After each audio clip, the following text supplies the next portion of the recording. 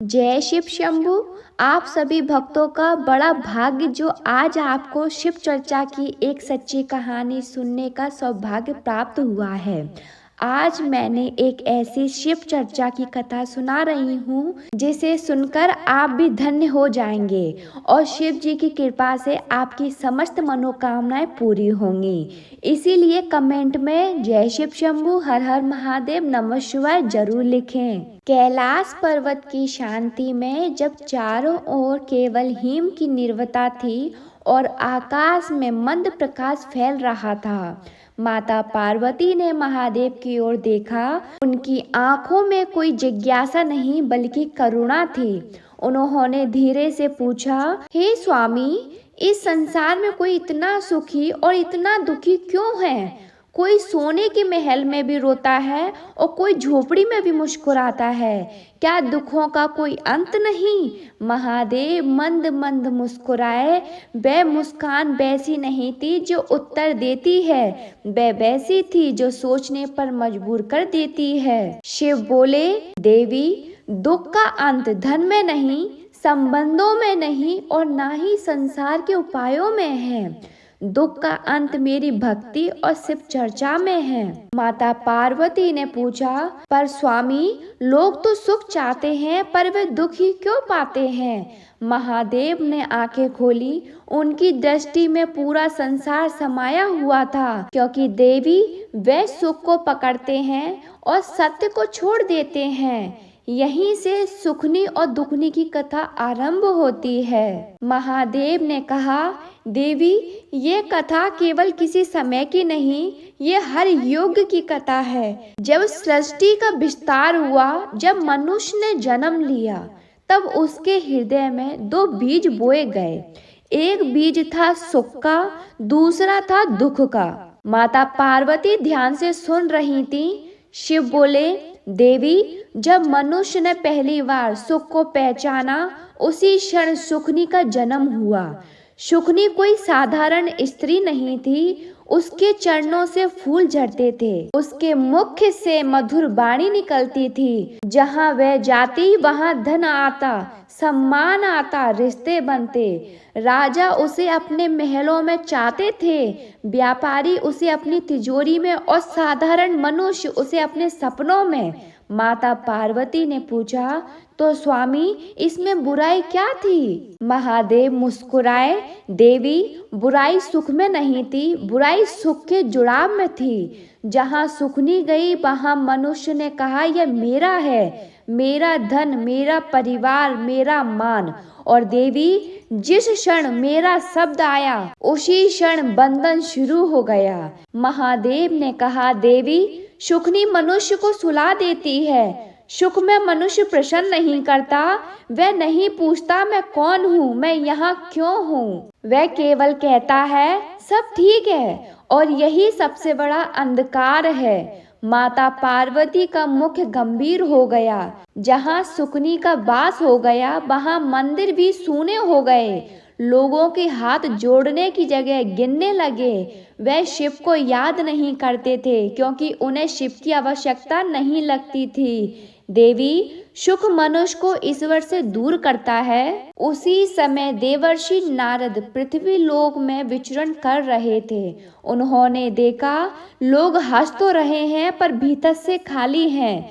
नारद जी बोले, यह कैसा सुख है जिसमें आत्मा मौन है? तभी उन्होंने सुखनी को देखा। नारद जी ने पूछा, हे देवी, तुम कौन हो? सुखनी मुस्कुराई, मैं सुख हूँ, मेरे बिना कोई नहीं जी सकता। नारद जी ने वीणा छेड़ी, देवी, जो बिना तुम्हारे शिव को पाले वही अमर है। सुखनी का मुख क्षण भर में मौन हो गया। महादेव ने कहा, देवी सुखनी स्वयं बुरी नहीं है, पर जो उसे लक्ष्य बना ले वह मार्ग भटक जाता है। मैं कैलाश पर इसलिए नहीं बैठा क्योंकि मुझे दुख प्रिय है। मैं यहाँ इसलिए हूँ क्योंकि मैं सुख से मुक्त हूँ। जहाँ सुखनी रुकती है वहाँ एक दिन दुखनी का प्रवेश निश्चित है, क्योंकि देवी, जो बना है वह टूटेगा और जो आया है वह जाएगा।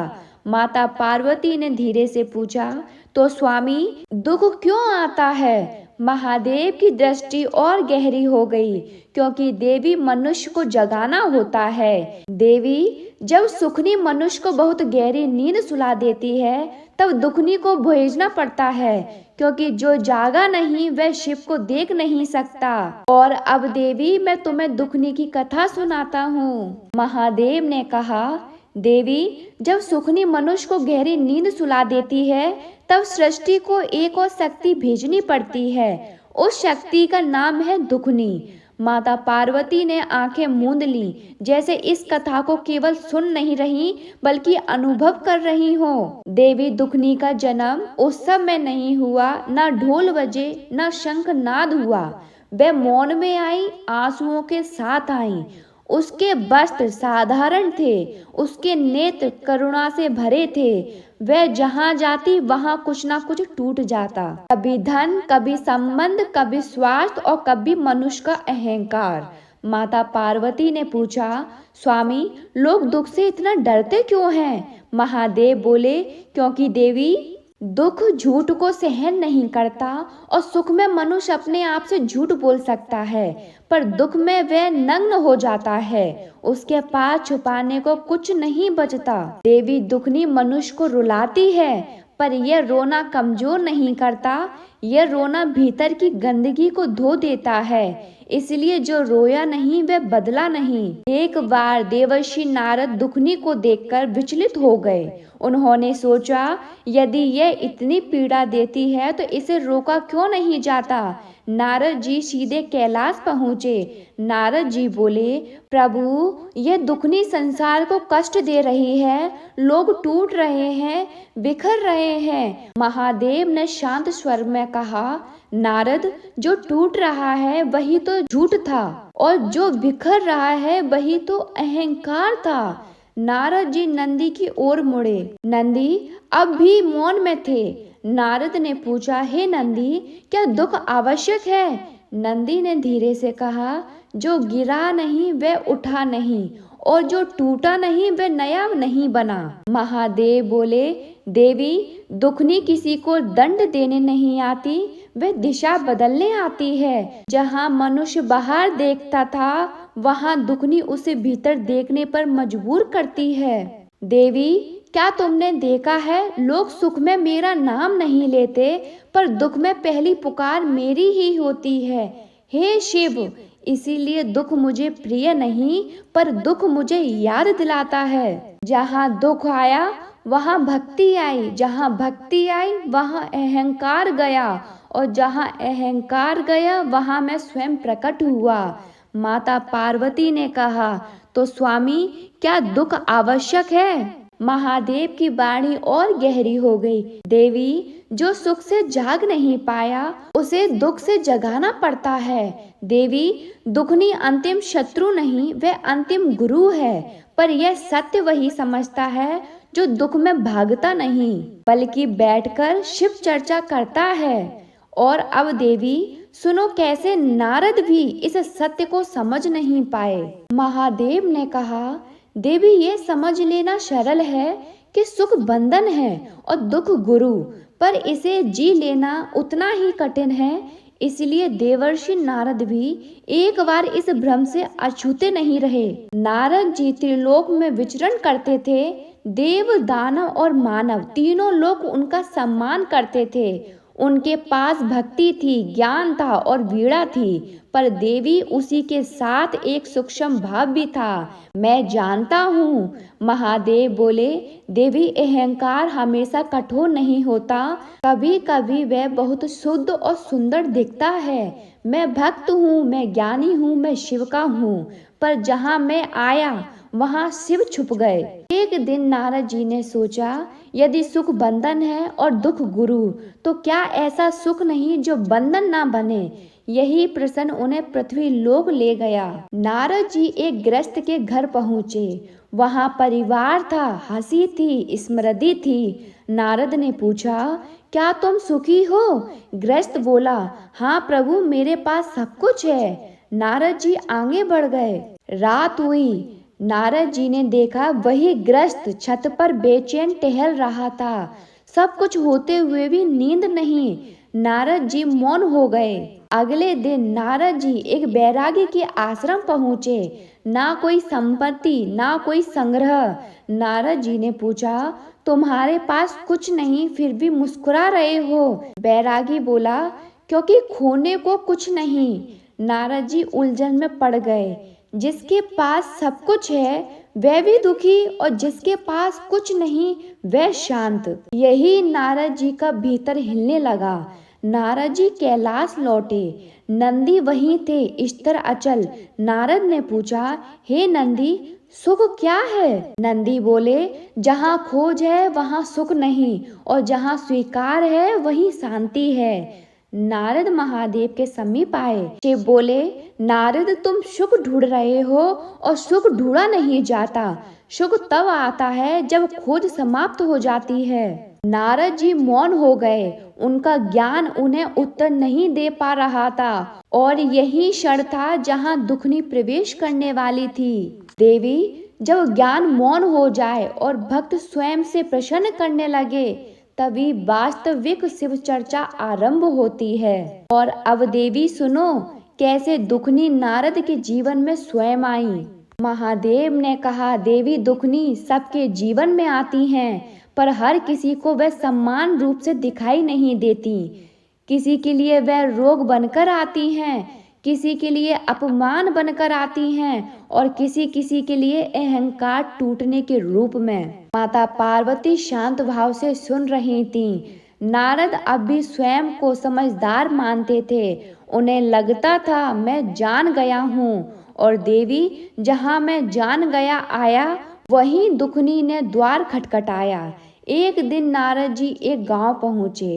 उन्होंने सोचा, आज मैं हर घर में नारायण का नाम सुनाऊंगा। पर गांव वाले अपने कामों में व्यस्त थे। किसी ने ध्यान नहीं दिया कि नारद जी आहत हुए। मैं देवर्षि हूँ, मेरी उपेक्षा, यही था दुखनी का पहला स्पर्श। नारद जी अकेले बैठ गए। पहली बार उनकी आंखों में आंसू आए। उन्होंने सोचा, क्या मेरी भक्ति व्यर्थ है? और देवी, यह प्रश्न साधारण नहीं था, यह प्रश्न शुद्धि का द्वार था। नारद जी वीणा उठाना चाहते थे, पर मन भारी था। उन्होंने सोचा, आज नारायण का नाम लूं या अपने दुख का? और यही दुखनी परीक्षा ले रही थी। महादेव बोले, देवी, दुखनी कभी सीधे नहीं कहती, मैं तुम्हें सुधारने आई हूँ। वह केवल एक स्थिति देती है, और मनुष्य स्वयं तय करता है भक्ति या शिकायत। नारद जी अंत में रो पड़े और बोले, हे नारायण, यदि मुझ में अहंकार है तो उसे तोड़ दीजिए। यही क्षण था जहाँ दुखनी मुस्कुराई। दूर कैलाश पर नंदी यह सब देख रहे थे। उनके मुख पर कोई भाव नहीं था, क्योंकि जो होना था वही हो रहा था। पर देवी दुखनी एक बार में पूरी नहीं होती। नारद के जीवन में एक और घटना घटी। उनकी वाणी से किसी का अहंकार टूट गया, और उस व्यक्ति ने नारद को दोषी ठहराया। तुम कारण हो मेरे दुख का। नारद स्तब्ध रह गए। नारद जी मौन में चले गए। पहली बार उन्होंने उपदेश देना बंद किया। पहली बार उन्होंने सुनना शुरू किया। और देवी, यही था दुखनी का उद्देश्य। कैलाश पर महादेव मंद मंद मुस्कुराए। उन्होंने कहा, देवी, अब नारद तैयार है। अब उसका ज्ञान नहीं भूलेगा, अब उसका हृदय भूलेगा। देवी, जब भक्त स्वयं टूटता है तभी उसमें शिव उतरते हैं। और अब सुनो देवी, कैसे इस टूटन के बाद नारद को वास्तविक शिव चर्चा प्राप्त हुई। महादेव बोले, देवी, जब शब्द थक जाते हैं तब मौन बोलता है, और जब मौन बोलता है तब नंदी उपदेश देते हैं। माता पार्वती इस वाक्य को मन में उतारने लगी। देवी, नंदी केवल मेरा वाहन नहीं है। नंदी वह अवस्था है जहाँ मनुष्य सुनना सीखता है। ना कोई प्रश्न, ना कोई उत्तर, केवल उपस्थिति होना। दुखनी से टूटकर नारद पुनः कैलाश पहुँचे, पर इस बार उनके हाथ में वीणा नहीं थी, उनके पास प्रश्न नहीं थे, केवल थकान थी और मौन था। नारद नंदी के समीप बैठ गए। उन्होंने कुछ नहीं कहा, नंदी ने भी कुछ नहीं कहा। समय बीतता रहा, पर देवी यही तो शिव चर्चा थी। नारद के मन में विचार आए, मैं बोलूं, मैं पूछूं, पर हर बार नंदी की स्थिर दृष्टि उन्हें रोक देती। देवी, मौन में बैठना सबसे कठिन साधना है। कुछ समय बाद नारद ने अपने भीतर एक स्वर सुना। वह स्वर महादेव का नहीं था, वह नारद का भी नहीं था, वह केवल साक्षी था। बहुत देर बाद नंदी बोले, नारद तुम बहुत बोले, अब ठहरो। इतना कहकर नंदी फिर मौन हो गए। नारद की आंखों से आंसू बह निकले। महादेव बोले, देवी, मौन का अर्थ चुप रहना नहीं, मौन का अर्थ है भीतर चल रहे शोर का रुक जाना, और जब भीतर का शोर रुकता है तभी सत्य सुनाई देता है। नारद अब समझने लगे, ज्ञान संग्रह नहीं, भक्ति प्रदर्शन नहीं, और शिव चर्चा शब्दों का खेल नहीं। शिव चर्चा स्थिति है। जो सुख से चिपका वह बंधा, और जो दुख से लड़ा वह थका, और जो दोनों को देखता रहा वही मुक्त हुआ। नारद नंदी के चरणों में नमस्तक हो गए, बिना शब्द, बिना प्रश्न, और देवी यही सबसे बड़ी शिक्षा थी। महादेव ने नेत्र खोले और कहा, देवी, अब नारद तैयार है। अब वह सुख से नहीं बंधेगा और दुख से नहीं भागेगा।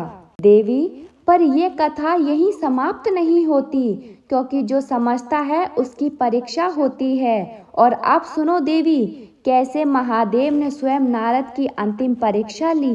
महादेव बोले, देवी, जब कोई समझ लेता है कि सुख बंधन है और दुख गुरु, तब प्रकृति उसकी परीक्षा अवश्य लेती है, क्योंकि ज्ञान को सिद्ध करना पड़ता है। एक दिन महादेव ने नारद को बुलाया, नारद, पृथ्वी लोक जाओ, वहाँ दो शक्तियाँ तुम्हारी प्रतीक्षा कर रही हैं। नारद नमस्तक हो गए। उनके मन में कोई प्रश्न नहीं था। पृथ्वी लोक में नारद पहुँचे, तभी आकाश से प्रकाश उतरा और सुखनी प्रकट हुई। उसके वस्त्र स्वर्ण जैसे थे, उसके पीछे वैभव, सम्मान और प्रशंसा थी। सुखनी बोली, नारद, तुम महान भक्त हो, यदि चाहो मैं तुम्हें त्रिलोक का सबसे सुखी बना दूं। नाम, यश और पूजा केवल एक स्वीकार। नारद कुछ नहीं बोले। उनके भीतर हलचल हुई, पर बाहर शांति थी। उन्हें नंदी का मौन स्मरण हो गया। अभी दूसरी ओर अंधकार फैला। दुखनी आई, उसके साथ कोई वचन नहीं, केवल सत्य था, पीड़ा का नग्न सत्य। दुखनी बोली, नारद, यदि तुम मुझे स्वीकारोगे तो तुम्हें अपमान मिलेगा, एकांत मिलेगा और अकेलापन मिलेगा। नारद के भीतर दो धाराएं उठी, एक कहती सुख चुनो, दूसरी कहती सत्य चुनो। और देवी, यही मानव जीवन का सबसे बड़ा संग्राम है। नारद को नंदी की बाड़ी याद आई, जो देखता है वही मुक्त होता है। नारद दोनों को देखने लगे। नारद बोले, सुखनी, मैं तुम्हें नकारता नहीं, और दुखनी, मैं तुमसे भागता नहीं। मैं दोनों को देखता हूँ और स्वयं को शिव को सौंपता हूँ। क्षण भर को सब थम गया। सुखनी मुस्कुराई, दुखनी नमस्तक हुई, दोनों विलीन हो गईं। तभी महादेव स्वयं प्रकट हुए। उनकी वाणी गंभीर थी, नारद, आज तुम मुक्त हुए, क्योंकि तुमने चुना नहीं, तुमने देखा। माता पार्वती ये सुनकर मौन हो गईं। उनकी आंखों में करुणा थी और गहरा बोध। देवी, सुख और दुख द्वार है, शिव उनके बीच में खड़े हैं, और अब ये कथा पूर्ण होने जा रही है। पर इसका अर्थ आपके जीवन में क्या है, यह सुनना अभी शेष है। महादेव बोले, देवी, यह कथा केवल नारद की नहीं थी, यह कथा हर उस मनुष्य की है जो सुख से भागता है और दुख से डरता है। आज का मनुष्य सुख के पीछे भाग रहा है। वह सोचता है जब ये मिल जाएगा तब शांति मिलेगी, और जब दुख आता है तो वह पूछता है, मेरे साथ ही ऐसा क्यों हुआ। देवी, यही अज्ञान है। आज सुखनी नए रूप में आई, कभी नाम और पहचान बनकर, और कभी पैसा और साधन बनकर, कभी लोगों की स्वीकृति बनकर, और मनुष्य उसी में स्वयं को खो देता है। और दुखनी भी आई, कभी अकेलेपन बनकर, कभी असफलता बनकर और कभी अपमान बनकर, पर आज का मनुष्य दुखनी को सुनता नहीं, वह केवल उससे भागता है। महादेव बोले, देवी मैं ना सुख में हूँ ना दुख में, मैं उनके बीच मौन में हूँ, जहाँ मनुष्य ठहरता है और स्वयं को देखता है। नंदी ने कहा, जो सुख में खो गया वह सो गया, और जो दुख में टूट गया वह थक गया, और जो दोनों को देखता रहा वही जाग गया। माता पार्वती अब मौन थी, उनके प्रश्न समाप्त हो चुके थे, क्योंकि उत्तर शब्द नहीं अनुभव था। महादेव बोले, देवी सुख आए तो कृतज्ञ रहना, दुख आए तो जागृत रहना, और दोनों में मेरी चर्चा करते रहना, यही शिव मार्ग है। और अब जो ये कथा सुन रहा है, यदि तुम्हारे जीवन में दुख चल रहा है तो समझ लेना दुखनी तुम्हें शिव के पास ले जा रही है, और यदि सुख चल रहा है तो सावधान रहना, कहीं तुम सो ना जाओ। शिव कभी चिल्लाते नहीं, वे मौन में प्रतीक्षा करते हैं। जिस दिन तुम सुख में थक जाओगे और दुख से डरना छोड़ दोगे, उस दिन शिव स्वयं प्रकट होंगे। देवी इसलिए दुख का अंत धन में नहीं, दुख का अंत मेरी भक्ति और शिव चर्चा में है। जय शिव शंभू। आप सबका दिन शुभ हो।